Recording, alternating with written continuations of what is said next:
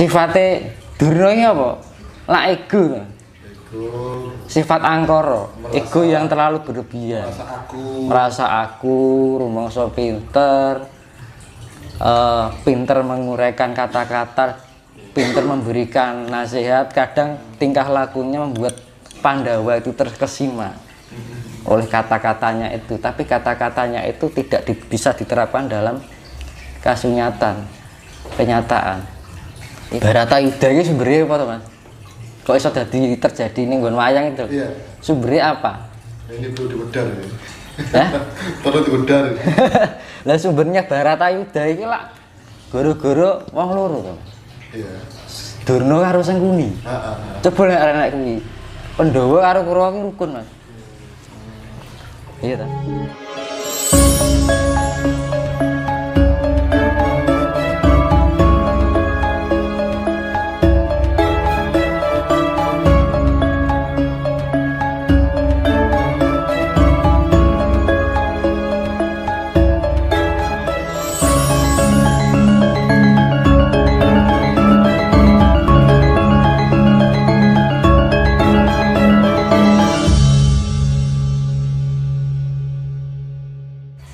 Dan suatu ketika di akhir zaman nanti itu yang meleburkan adalah api juga.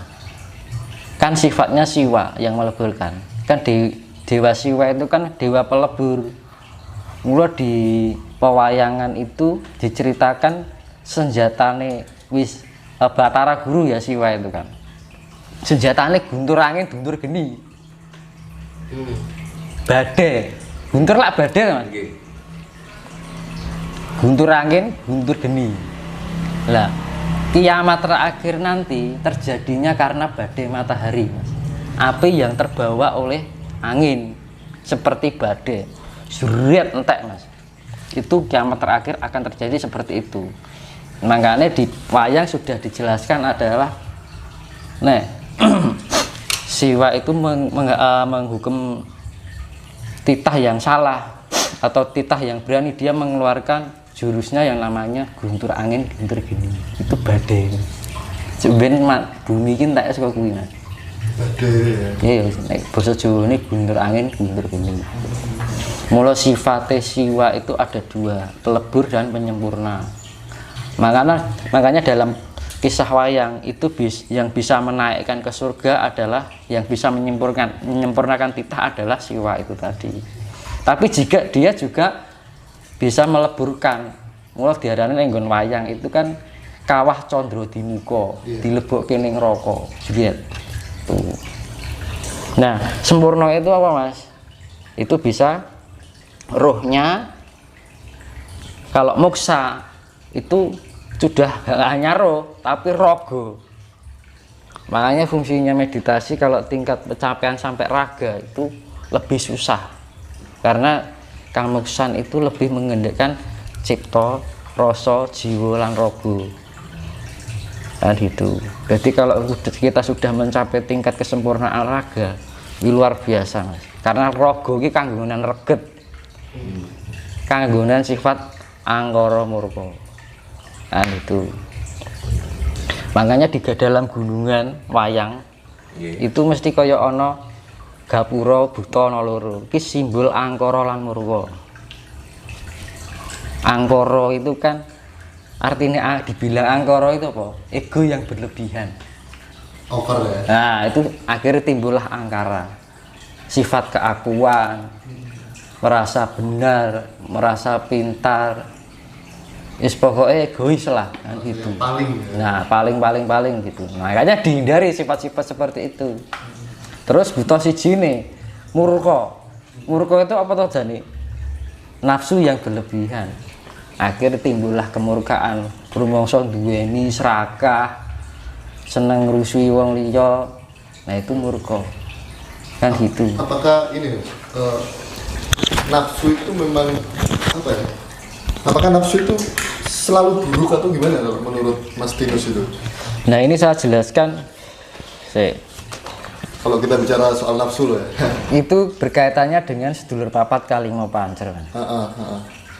Jadi di dalam wayang itu diceritakan Puntadewa.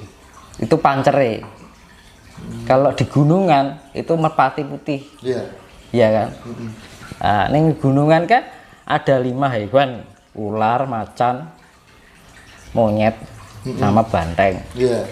Itu 4 sifat buruk yang ada dalam raga kita.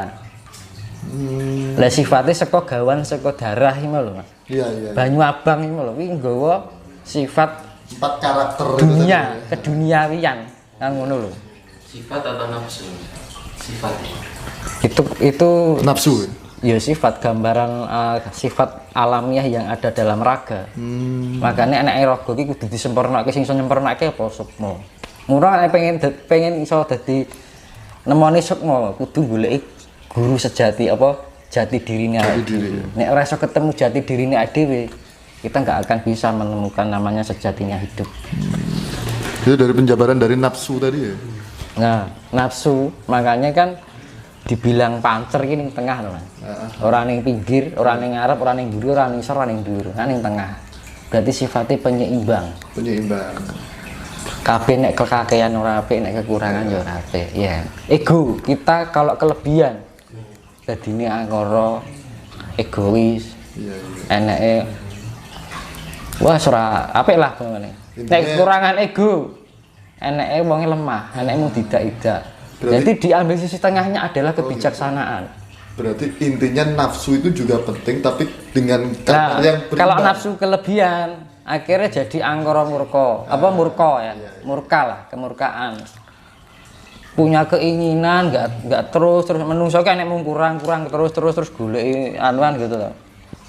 Nek mung kurang. Nek kekurangan sifat nafsu kok urip kok ora ndi pengarep-arep, ora ndi tujuan hidup kan gitu. Dadi jupuk tengahe. Sifat asih. Temune kan ngono to, Mas. Terus untuk menjadikan nafsu itu bisa balance atau seimbang itu seperti apa, Mas? Apa namanya? Lah itu kan makanya kan fungsinya spiritual kan ning ngono to, Mas. Kita mencari rileks. Rileks ya. Ketenangan, kedamaian. Ketika kita sudah menemukan itu, kita akan balance. Kita seimbang, lebih bisa mengontrol diri. Jadi kita meningkatkan tingkat kesadaran. Dhewe nek arep nglakoni salah ki kaya sadar, oh iya aku ki kleru ya. Nah, itu yang namanya sadar. Berarti Mawas diri. Berarti pada dasarnya semua orang itu punya kesadaran, baik itu dilakukan secara sengaja dan tidak sengaja, kesadaran itu berarti ada, Mas. Jadi kesadaran itu untuk memahami bawah sadar. Jadi dewe kadang-kadang lakoni sesuatu kesalahan yang di bawah sadar kita. Dewe ra krasa nek ade nglakoni salah lha kuwi lho. Nah, untuk tujuan spiritual kita biar bisa memahami itu dari ketidaktahuan itu menjadi tahu. Karena makanya kan wong Jawa itu kan ngajarke kita belajar dari ketidaktahuan. Akhirnya jadi ngerti. Ya. Nah, itu yang namanya kesadaran. Jadi kalau kita sudah menyadari itu, kita bisa menyeimbangkan antara jadi ning Jawa ki ora ono, dalam etika Jawa itu enggak ada sifat salah atau benar. Tapi orang Jawa itu memandangnya bahwa segala sesuatu berdasar ketidaktahuan kan gitu. Jadi orang nek wong Jawa ki nek enek wong lakoni salah dianggap wong urung ngerti. Gitu loh. Jadi memang karena jadi orang nek wong salah beda nek wong saiki oke nek wong salah disalah-salahke kan. Nek wong Jawa dalam etika Jawa yang sebenarnya, orang yang benar-benar memahami Jawa, kita memandangnya beda. Ya mungkin kono urung ngerti apa sing dilakoni. Dan gitu, jadi nggak ada unsur menyalahkan gitu. Karena apa? Tingkat spiritual itu nggak ada sifat nyalahke, merendahkan kan gitu. Makanya belajarlah merendah sampai tak ada ya seorang pun yang bisa merendahkanmu, ya. Belajar mengalah sampai tidak seorang pun bisa menyalahkanmu kan gitu. Jadi tidak ada kebenaran jika masih mau menyalahkan. Tidak ada yang ditinggikan jika masih mau merendahkan. Jadi sifat iki mau Jawa niki dadi padang sing ora mblerengi, dadi santosa sing ora medeni. Dadi bener ning tanpa nyalahke. Ngono lho. Kalau misalnya Dadi landhep ning sing ora nglarani. Dadi lancip sing ora natoni. salah itu perlu membenarkan apa enggak? Gimana? Kalau ada orang yang salah. Menasihati betul dengan membenarkan. Menasihati itu sifatnya sharing, kita memberikan masukan tapi tidak ada unsur paksaan. Nek benarkan, wih ini nggak boleh, karena kadang-kadang kita juga melalui salah, gitu. Benar. Adewe nek wih ini, adewe kadang misalkan ya kayak ning dalan, wah kayak mobil cahayaan, numpak kendaraan cahayaan. Kadang-kadang kita sendiri juga seperti itu. Iya. Kan gitu. Itu yang fungsinya kita mawas, karena tingkat kualitas diri itu pertama adalah nanding sariro. Nanding sariro ki wonge jek banding-bandingi wong liya. Kae ngene, aku ngene, kae ngene. Ngono. Itu nanding sariro. Kedua, itu ngukur sariro. Ngukur sariro iki aku sakmene kono sakmene. Nah, itu ngukur sariro. Ya. Ketiga, tingkat ketiga itu tepo sariro. Tepo sariro itu kita lebih memahami orang lain. Kan gitu loh. Kita berusaha untuk memahami orang lain. Itu tingkat lebih atas lagi. Terus tingkat yang keempat, tahap yang keempat, mawas diri. Mawas diri itu kita lebih fokus memahami diri. Boleh memahaminya dewi iki kayak istilahnya introspeksi. Di atasnya mawas diri itu adalah ngulat sariro. Ngulat itu kan ngingeti. Sariro adewi, jadi ngingeti adewi. Itu adalah suatu sifat untuk menemukan jati diri. Nah, jadi tidak bisa ngulat sariro ki tahap yang paling atas. Jadi nek wong jik gelem kadang kan sing tingkat paling bawah itu kan nanding sariro. Nek jik gelem nanding sariro berarti kualitasnya jik paling rendah. Nah, itu kualitasnya orang, semua orang, bukan hanya spiritualitas ya. Kualitasnya orang terletak pada di situ, yang namanya kualitas diri. Mula diarani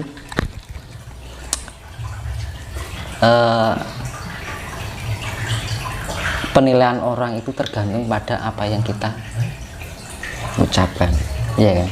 Karena ucapan itu hasil dari apa yang kita pikirkan dan rasakan. Makanya sak rogo iki paling landhep dhewe. Lambi. Ucapan adalah doa, Mas. Ucapan adalah doa. Tidak hanya seperti itu aja, juga bisa menjadi senjata. Karena apa? Itu terjadi, saya ceritakan dalam kisah Bratayuda ya. Bratayuda, Jaya Binangun. Nek Jawa ini kan Bratayuda, Jaya Binangun. Brata iki laku. Yudoi perang. Ya. Jaya iki lak kejayaan. Binangun. Itu lak membangun. Lah artinya apa? Laku perang. Perang apa Mas yang diperangi? Angkara murka to. Pandhawa lak nglawan angkara murka to. Lha sing tak jelas kita di ego dan karsa atau nafsu. Iya toh Mas? Iya. Nah, akhirnya kembali ketemu pada ini. Jadi antara iras kisah pewayangan itu ono maksudnya. Jadi wong nonton wayang kan orang tontonan iso tulunan. Iya kan? Akhirnya ketemu itu loh. Makanya diarani Bratayuda Jaya Binangun itu kan laku perang. Lah perang sing diperangi apa? Angkara murka. Iya, ego dan karsa, atau karsa itu sama dengan nafsu. Nah, karena gunungan ini ono buta loro, kan gitu. Kayak nek nagone Mas. Lah sing jaga keseimbangan bumi lan wujude entitas dari magnet, medan magnet itu kan berbentuknya naga. Jadi ngono. Jadi mau diwuni magnet iki ya nek carane ilmiah iki magnet lah Mas. Medan magnet atau gravitasi itu.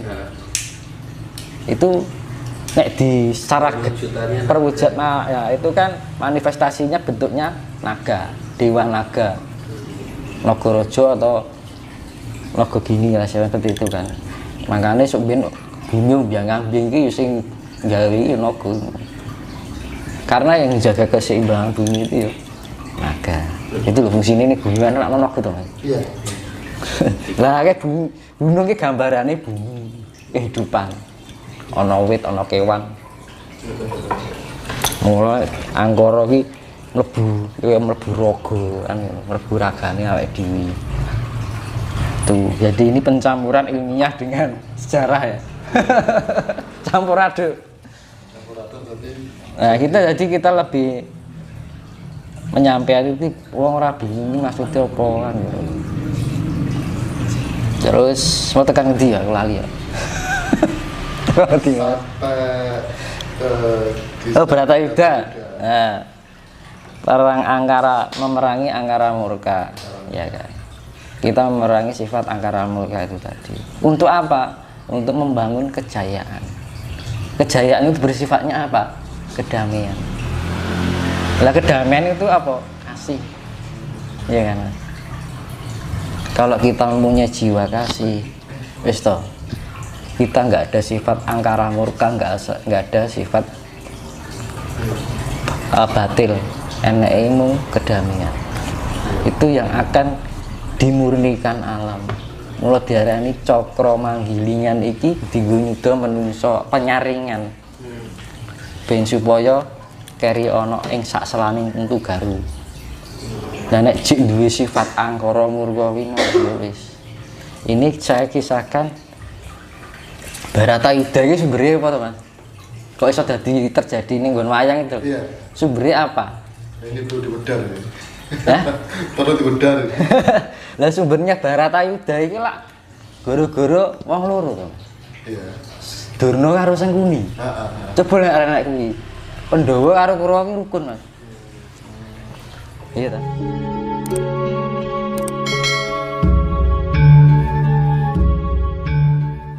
Lah sifate Durna iki apa? Lak ego. Ego. Sifat Angkara, ego yang terlalu berlebihan. Merasa aku rumangsa pinter, pinter menguraikan kata-kata, pinter memberikan nasihat. Kadang tingkah lakunya membuat Pandawa itu terkesima oleh kata-katanya itu, tapi kata-katanya itu tidak bisa diterapkan dalam kasunyatan, kenyataan.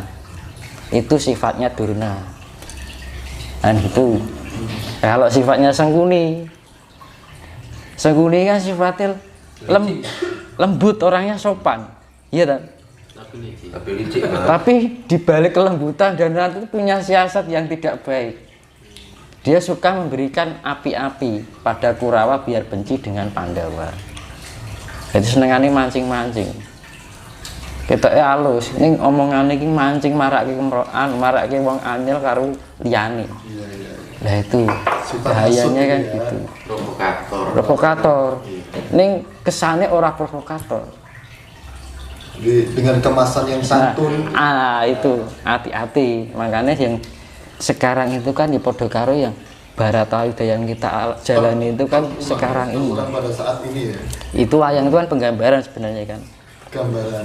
Nah, itu jadi di wayang itu sok bakal iki digambarkan ning wayang, Mas.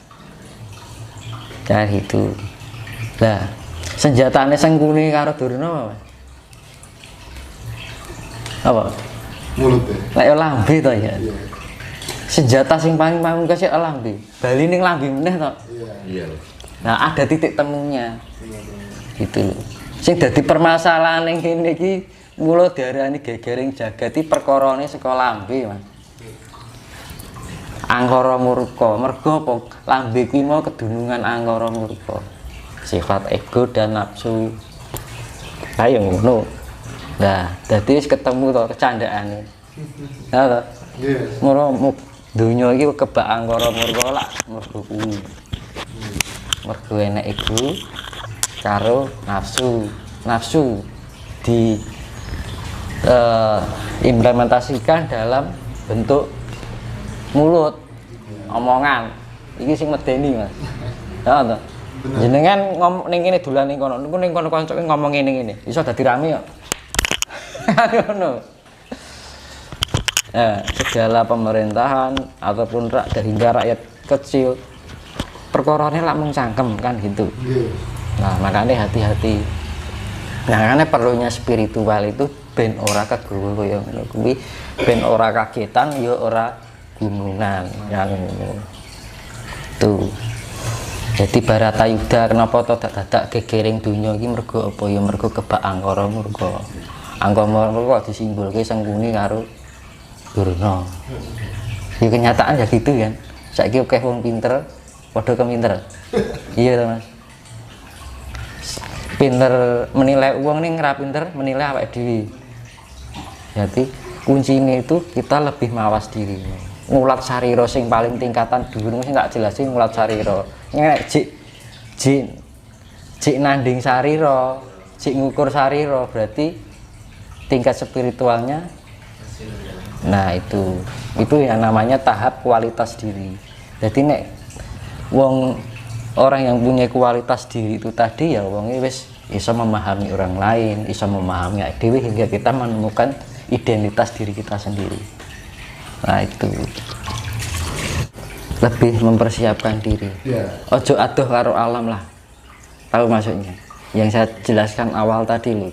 Kita harus menyatu diri dengan alam, kudu duwe rasa sifat asih, kedamaian.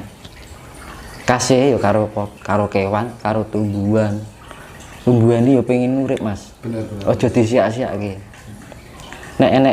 Nek resik-resik suket ora apa-apa. Nek tanduran dijebol yen iso ditandur meneh, aja dikuak.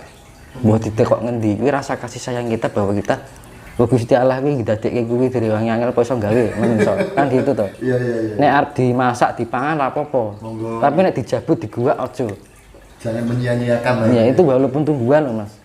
Belum yang lain. Itu rasa Asia dewi. Nurani. Kan gitu. Seharusnya manusia punya nurani yang selaras dengan alam. Nah, dewi rasa selaras, ya wis kesapu, Mas. Berarti itu menjadi hal yang penting ya ketika kita bisa saling mencintai. Kunci utama itu. Gitu loh. Itu diarani hamemayu hamening bawono. Itu. Minta saya jelaskan nanti soal hamemayu nanti. Jadi saya teruskan.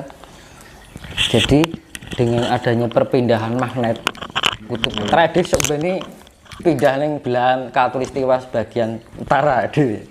Yang gitu. Karena perputaran yang Nah, terus akhirnya kutub Antartika pecah, biar.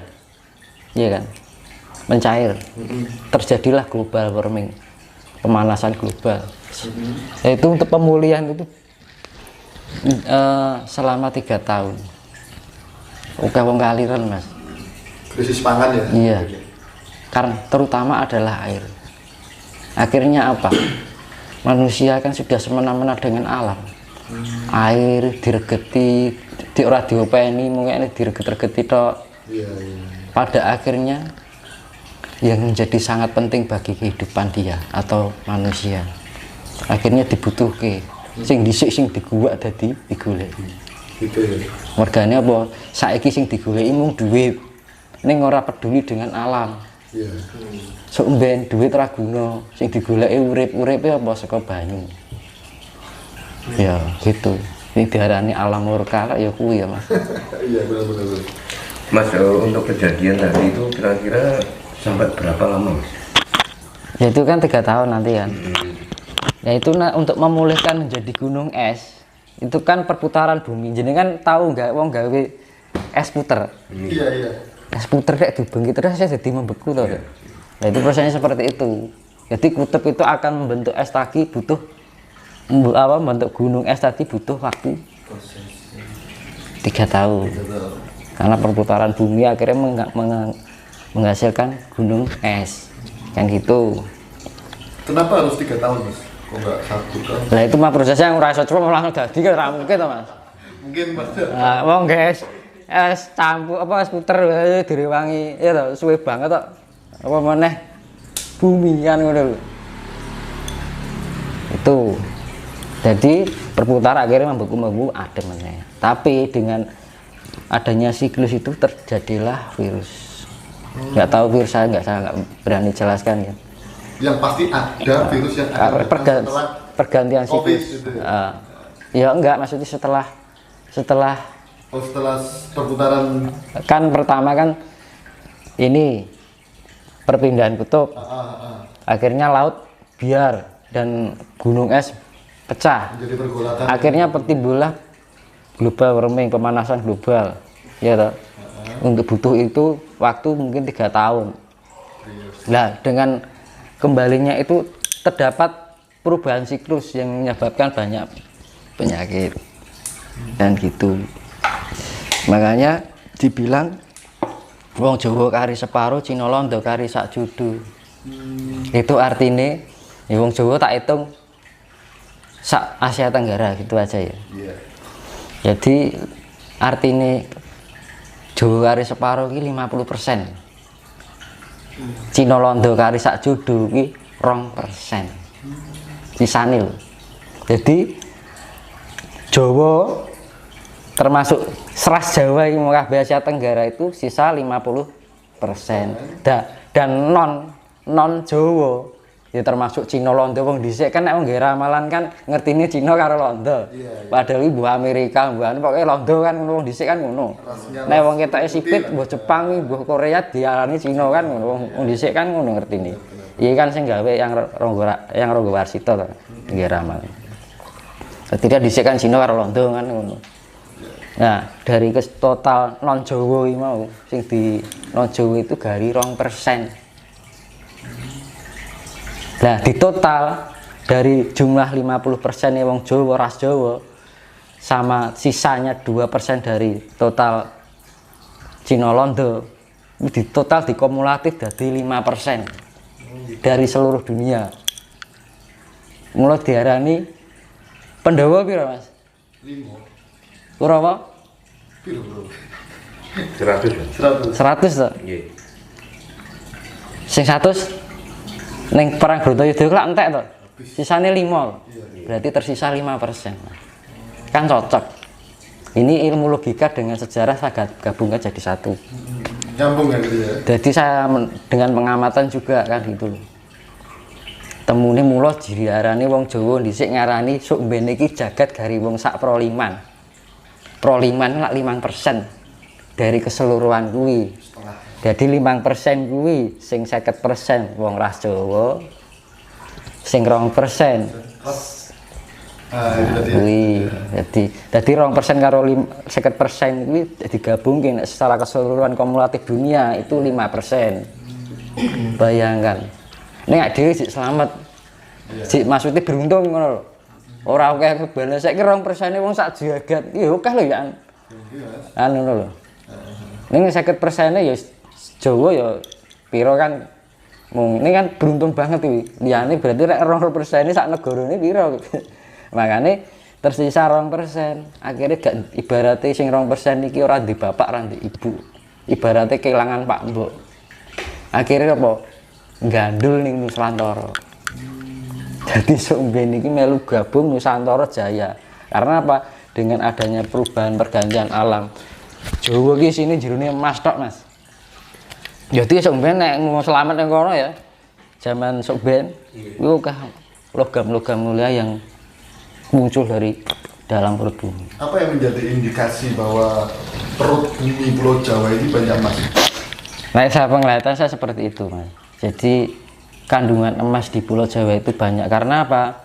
Secara vulkanis, pembekuan vulkanis itu bisa menciptakan atau bisa menjadikan pemadatan yang berbentuk logam mulia emas. Mergone mangane kan kita kan jalur vulkanis ya, yang diarani cincin Pasifik Benar. Ring of fire. Ring of fire. Nah, daerah-daerah yang dilalui itu pasti menghasilkan emas banyak. Punya kandungan emas yang luar biasa. Nah, itu. Makanya Jawa iki diarani surga. Berkelimpahan air, tanduran apa wae ana, Mineral dan kewan apa enek ya toh. Jamu-jamuan segalanya apa. Makanya di sini tuh gambaran surga. include jadi satu di Jawa ini. Ah, Terutama Nusantara lah intinya gitu. diarani Hastinapura iki lak ya Nusantara gitu Mas nek nggon wayang. Gitu ya. Ya itu jadi Pandhawa karo Pandhawa 5 selamat, Kurawa 100 entek. Jadi perbandingannya kan 100:5 kari 5%. Kan ngono to. Sisane kan 5% sing 95% ludes. Kan gitu. Makanya kan ayo to kita orang Nusantara, apalagi kita anak masih muda-muda, bangunkanlah jiwa kita, semangat kita untuk menemukan identitas diri kita. Karena apa? Zaman saya kan masih diburu seneng kok kan ngono. Iya. Orang ngerti sih bakal arep enek apa kan. Makanya kan kerep-kerep melek bengi lah enek petunjuk. Petunjuk ya suka dhewe. Ya suka alam kan gitu. Jenis petunjuk kan dari segala arah. Syarat dan cara untuk melek bengi itu apa Mas? Supaya bisa tahu hal-hal yang akan datang gitu. Ya sing penting kita wening. Jadi niatnya itu bener-bener tulus ora pamrih loh Mas. Bener-bener kita ngrasa rumangsa aku iki diurip ning jagat iki dikeki banyu, dikeki mangan. Bektiku karo alam iki apa? Aku tak tunjukke, aku ben ana perenungan ning awakku. Apa to kekuranganku selama iki? Dengan perenungan gitu. Usahakan mandi Setelah jam 12 malam itu. Mandi itu bagus, itu meningkatkan ion dalam tubuh. Jadi energinya dhewe iki iso terbangun, nyawane dhewe iki iso, kan air itu kan bisa menimbulkan tegangan elektrik Mas. Jadi selama Tenang. ini kita salah persepsi Mas, karena ada mitos karena gini, ketika kita mandi di malam hari akan menimbulkan asam urat dan lain sebagainya, itu dari mitos itu ya. Itu kalau di bawah jam 10. Oh gitu. Itu karena pergantian siklus Mas, dari siang dan malam ke malam. Kan gitu. Pergantian siklus dari panas ke dingin. Nah, jam-jam sekitar jam 4 atau jam 9 mungkin adus ini kadang rada meriang karena badan itu belum menyesuaikan. Tapi kalau jam 12 ke atas kan kita sudah sesuai dengan suhu. Kita mandi seger itu. Dan itu bisa meningkatkan energi elektrik dalam diri kita. Akhirnya ion-ion kita kan Terbentuk. aktif. Nah, dari ion-ion aktif itu bisa mengaktifkan sel yang pasif. Kan di dalam tubuh kita tuh banyak sel. Iya. Sing aktif kan piro kan. Nah, sel-sel yang pasif itu dengan adanya energi yang masuk itu akan teraktifkan. Nah, orang dengan meningkatnya sel-sel yang dalam tubuh itu meningkatkan frekuensi ya Mas. Jadi yang namanya peningkatan indera itu sebenarnya peningkatan frekuensi. Gelombang frekuensi peningkatan pendengaran kita bisa menangkap sesuatu yang tidak ditangkap oleh frekuensi sebelumnya. Jadi makanya kayak kira anjing itu loh, kan sudah dibuat sedemikian rupa dengan frekuensi lebih tinggi dari manusia, tapi kewan kan rasa berkembang musak mono terus kan. Tapi kalau manusia bisa dikembangkan, sempurnanya manusia kan di situ. Misalkan anjing itu, misalkan ini pemiliknya anjing ya mau datang jarak 500 meter itu dia sudah tahu itu anjing, instingnya kuat. Nah, kita bisa seperti anjing itu kalau kita bisa mengolah sel-sel pasif kita dengan meningkatkan tadi mandi itu kan iki iso nggo merangsang atau meningkatkan energi kelistrikan nyawa diarani. Mempertajam ya. Nah, nyawa iki iso meningkatkan ion mau Mas. Darah, kondisi peredaran darah juga bagus. Jadi kan nyawa iki sing nggerakake jantung. Organ-organ tubuh kita itu iso gerak ya. Sing gerakake nyawa iki karena terjadinya pergesek aktivitas 4 unsur alam dalam tubuh kita, banyu, bumi, angin, geni. Iya. ya toh. Akhirnya sel-sel yang pasif jadi aktif kan gitu.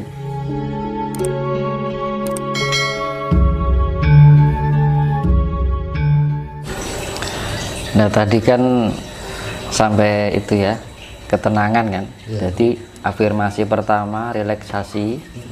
Jadi afirmasi rileks, kedua afirmasi tenang, itu tahap-tahapnya seperti itu. Ketiga afirmasi damai. Jadi yang hasil akhir dari para pencari spiritual itu adalah kedamaian. Nah gitu. Kalau ada orang yang dibilang mempelajari atau mumpuni sebuah spiritual masih terombang-ambing dengan keadaan, cik kagetan, cik gumunan, masih istilahnya sifatnya itu apa ya, perkataan kita masih membawakan perasaan pada hati seseorang, itu belum sepenuhnya spiritualitas. Karena yang spiritualitas itu kita lebih bisa membawakan diri pada bagaimana kita menghargai seseorang, kita menghormati seorang, dan gitu. Menguripkan sih digulai lah tentrem. Benar-benar. Iya mas. Bisa mencapai spiritualitas itu tadi, pripun? Nah itu kan ada dua. Itu kita dengan melatih keheningan. Keheningan itu menata diri, sekobatin, kan gitu. Kita lebih rendah hati, lebih menatap diri, lebih mawas diri. Jadi mawas diri itu kita lebih memahami diri kita sendiri. Kedua memahami orang lain. Gitu. Kalau kita bisa memahami perasaan orang lain kan iso nepake karo awake dhewe. Kan gitu. Jadi kasih sayang lah yang gitu. Karena dunia ini yang diperlukan adalah kasih sayang. Karena 90% manusia di dunia ini telah kehilangan rasa kasih itu. Semata-mata kasih tapi hanya suatu untuk keegoan pada diri sendiri. Jadi kasih itu ada pamrih gitu loh. Tapi kasih yang sifatnya berbagi, kita saling hidup dalam kebersamaan itu kan wis langka sekarang. Nah untuk melatih pencapaian itu pripun lelakunya? Itu tadi kita dengan yoga, dengan meditasi, yang seperti yang saya jelaskan di video sebelumnya. Kita melatih ketenangan, relaksasi tadi kita melepas segala sifat-sifat keduniawian. Jadi di kerep-kerep melek beginilah. Nanti kan meditasi yang iso loh ya, kalau mau loh ya, itu setiap jam 12 ke atas mandi, karena unsur air itu membawakan sifat memberikan energi, jadi sifatnya penetralisir. Mandi itu penting loh di malam hari. Semua air atau gimana? Air ya, air mandi biasa itu. Air mengalir atau Air mengalir boleh, air kamar mandi juga boleh, bebas. Yang penting mandi bersih, kondisi kita bersih. Kan kalau kita bersihkan pori-pori kita kan terbuka, tidak tertutup oleh namanya minyak. Karena energi masuk itu bisa melalui pori-pori juga. tertutup oleh minyak itu tadi. Iya. Mandi. Terus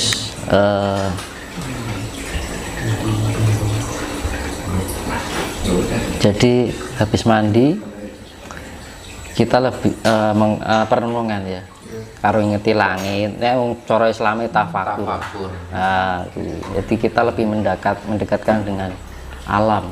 Tafakur. Karo ini karo ngerokok sama lihat langit kan enak gitu kan. Habis itu kalau itu kan kondisinya rileks ya. Jadi kalau kita sudah merenungi, salahku apa ya, kurangku apa ya, itu yang namanya introspeksi diri, mawas diri, memahami diri kita sendiri. Koreksi lah intinya gitu ya. Nah, itu setelah itu kita doa boleh, habis doa meditasi. Nanti kalau sudah taraf ke atas adalah melatih yoga. Yoga itu penyatuan unsur cipta rasa karsa jiwa, cipta rasa jiwa lan raga itu menyatu sinkron. Itu tahapnya sudah di atasnya meditasi sebenarnya kan gitu. Kalau kita sudah menyatukan 4 unsur dalam diri kita baru latih yoga, karena yoga itu sifatnya ke raga ya, terhubung dengan raga. Jadi raga itu bergerak tanpa kita menggerakkan dengan pikiran, tapi sudah menggunakan hati nurani. Alam, sifat alam yang sifatnya manunggal dari 4 unsur alam itu tadi. Nanti tangan itu sogo ya, bergerak diri. Mohon maaf Mas Tinus, masalah meditasi ya. Kalau kita bilang yoga itu orang awam kan lebih identik fokusnya itu pada ajaran suatu religi, mungkin dari datanya dari India atau Hindu dan lain-lain. Nah itu seperti apa? Atau semua ajaran religi itu memiliki yoga tapi beda nama atau gimana itu? Karena nanti takutnya, wah kok mempelajari agama liya dan lain. Nah, banyak orang kan mengejas seperti itu. Kalau orang awam loh ya, mohon maaf. Ya itu kita intinya nggak usah terpengaruh paham sana paham sini. Ya intinya kita membangun suatu sifat, karena alam ini akan dinetralisir, dimurnikan kembali, dan ajaran itu akan dimurnikan juga. Gitu ya. Jadi sifatnya kembali pada kemurnian. Kemurnian itu sifatnya tidak diada-adakan, tapi benar-benar ada yang dinamakan sejati. Nah gitu. Iya. Soalnya banyak gini, banyak orang yang tidak mau mengakui gitu loh, ketika itu tidak dari golongan saya, meskipun toh itu benar. Nah itu cara menyikapi hal-hal semacam itu seperti apa gitu. Ya kita yang wong Jawa ki enek-enek anak orang yang seperti itu, kita hanya diam dan mengamati saja gitu ya. Gitu. Yang penting ya wis lah, ben kono ngono ben ngono kan ngono. Up to you ya. Nah gitu, kita jadi hidup itu kok ndak kayak kita katut kegowo, malah pikiran kita terbawa negatif. Benar. Nah Sugesti gitu. ya. Nah, yang penting akhirnya nanti ujung-ujungnya kita menilai orang lain. Iya kan? Ngejas. Terus akhirnya lali cara ini menilai diri kita sendiri. Jadi ada 3 pemahaman dalam hidup ya, itu kalau saya ambil 3P. P pertama itu adalah pengalaman. Pengalaman itu sesuatu yang dialami dari segala perbuatan kita sehari-hari, itu pengalaman dari proses waktu ya. Kedua itu adalah pengamatan, sesuatu yang diamati dari 5 panca indera kita ya. Kalau kita sudah mengamati dari pengalaman dan pengamatan itu, wis paham, baru kita bisa menerapkan dalam diri kita. Syukur-syukur tinggal wong liya kan gitu.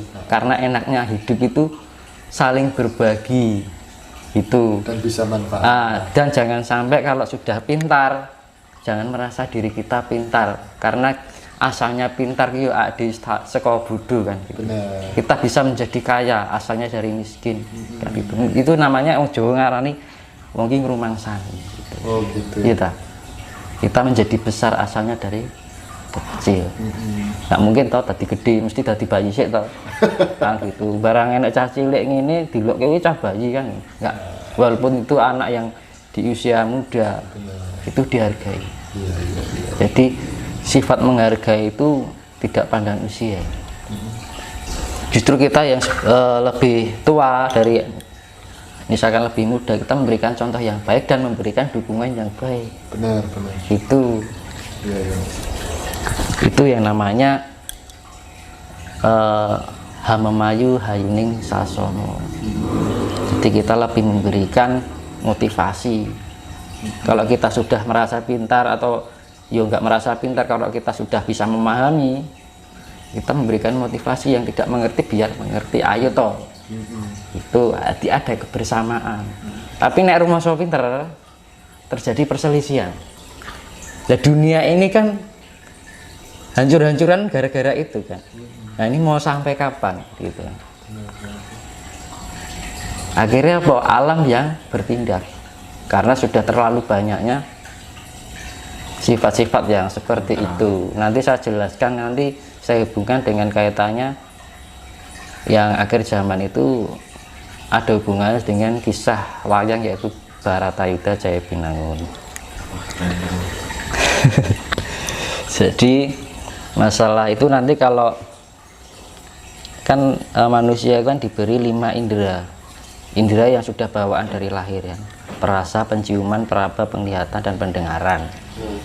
Nah, dengan kita bisa melatih spiritual itu, kita bisa meningkatkan tingkat kefokusan dan kesadaran kita.